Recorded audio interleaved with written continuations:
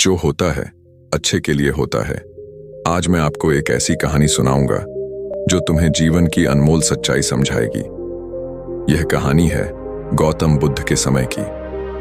उस समय बुद्ध अपने शिष्यों के साथ विभिन्न गांवों में घूमते थे और लोगों को जीवन की सच्चाई सिखाते थे। एक दिन जब बुद्ध अपने शिष्यों के साथ एक गांव में ठहरे हुए थे, तब एक व्यक्ति उनके पास आया। उसका चेहरा चिंता से भरा हुआ था, आंखों में दर्द था। उसने बुद्ध से कहा, भगवान, मेरे जीवन में कुछ भी ठीक नहीं चल रहा है। मैं जो चाहता हूं वह कभी नहीं होता। मुझे समझ नहीं आता कि मेरी किस्मत इतनी खराब क्यों है। बुद्ध ने उसे ध्यान से सुना और मुस्कुराते हुए बोले, क्या तुम सच में जानना चाहते हो कि तुम्हारे जीवन में ऐसा क्यों हो रहा है? उस व्यक्ति ने तुरंत कहा, हाँ भगवान, मुझे सच्चाई जाननी है। बुद्ध ने उसे पास बैठने को कहा और बोले, मैं तुम्हें एक कहानी सुनाता हूं, शायद यह तुम्हारी परेशानी का हल दे सके। बहुत समय पहले की बात है। एक छोटे से राज्य में एक राजा रहता था। राजा बहुत बुद्धिमान और दयालु था, लेकिन उसे अपने जीवन में बहुत जल्दी गुस्सा आ जाता था। उसके दरबार में एक मंत्री था जो हमेशा राजा को सलाह देता था। वह मंत्री बड़ा सकारात्मक सोच वाला व्यक्ति था और हमेशा कहता था, जो होता है वह अच्छे के लिए होता है। एक दिन राजा शिकार पर गया। वह घने जंगल में था और उसकी तलवार अचानक फिसलकर उसके हाथ पर गिर गई। तलवार की धार इतनी तेज थी कि राजा का एक अंगूठा कट गया। दर्द से कराहते हुए राजा ने अपने सैनिकों को बुलाया। सभी ने राजा को सहारा दिया और उसका खून रोकने की कोशिश की। राजा जब वापस महल आया तो उसने अपने मंत्री को बुलाया। मंत्री ने देखा कि राजा का अंगूठा कट गया है।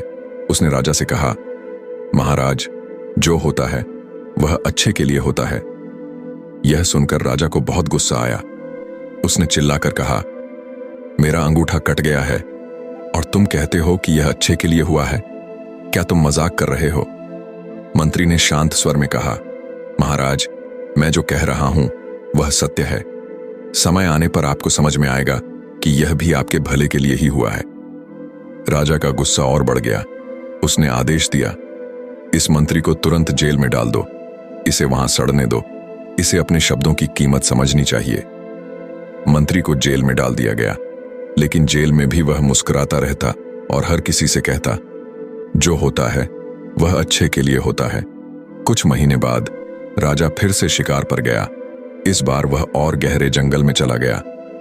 वहां कुछ जंगली आदिवासी रहते थे जो हर साल अपने देवता को खुश करने के लिए बलि चढ़ाते थे।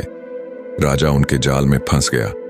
आदिवासियों ने राजा को पकड़ लिया और बलि देने की तैयारी करने लगे। उन्होंने राजा को देवता के सामने बांध दिया।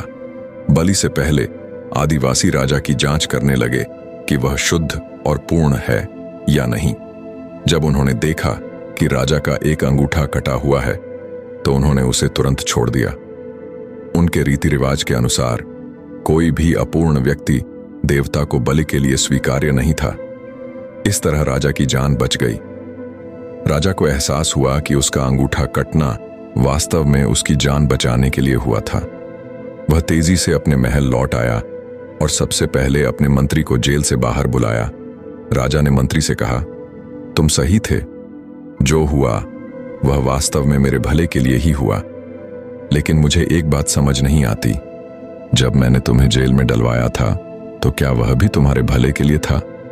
मंत्री मुस्कुराया और बोला, महाराज, बिल्कुल।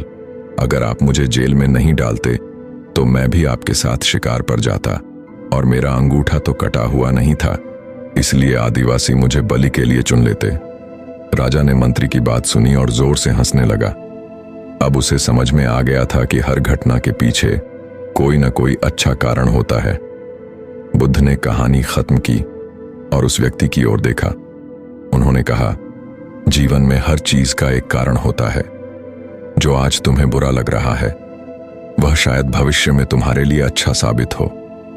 हर घटना हमें कुछ सिखाने के लिए होती है। अगर तुम अपने दुखों को स्वीकार करोगे और उनसे सीखने की कोशिश करोगे तो तुम अपने जीवन में खुश रहोगे। वह व्यक्ति बुद्ध की बातों से प्रभावित हुआ। उसने महसूस किया कि उसकी परेशानियां भी उसे कुछ न कुछ सिखाने के लिए थीं। उसने बुद्ध को धन्यवाद दिया और उनकी शिक्षाओं को अपने जीवन में अपनाने का प्रण लिया। जो होता है वह हमेशा अच्छे के लिए होता है।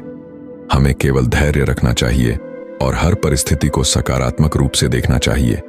हर कठिनाई के पीछे कोई न कोई छिपा हुआ उपहार होता है, बस हमें उसे समझने की जरूरत है। वृद्ध व्यक्ति ने कहानी खत्म की और सभी श्रोताओं ने तालियां बजाईं। उनके चेहरे पर शांति और संतोष झलक रहा था।